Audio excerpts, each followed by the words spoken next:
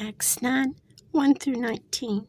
And Saul, yet breathing out threatenings and slaughter against the disciples of the Lord, went unto the high priest and desired of him letters to Damascus to the synagogues, that if he found any of this way, whether they were men or women, he might bring them bound into Jerusalem.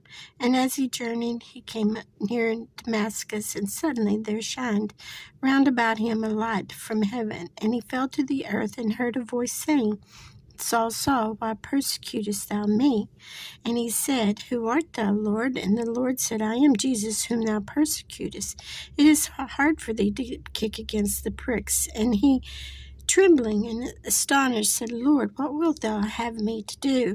And the Lord said unto him, Arise, and go into the city, and it shall be told thee what thou must do. And the men which journeyed with him stood speechless, hearing a voice, but seeing no man. And Saul arose from the earth, and when his eyes were opened, he saw no man, but they led him by the hand and brought him into Damascus. And he was 3 days without sight, and neither did eat nor drink. And there was a certain disciple of Damascus named Ananias, and to him said the Lord in a vision, Ananias. And he said, Behold, I am here, Lord. And the Lord said unto him, Arise, and go into the street which is called Straight, and inquire in the house of Judas for one called Saul of Tarsus.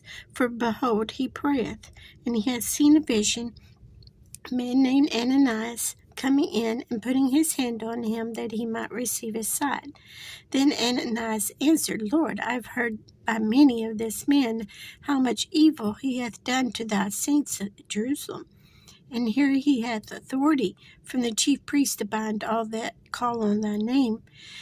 But the Lord said unto him, Go thy way, for he is a chosen vessel unto me, to bear my name before the Gentiles and kings and the children of Israel.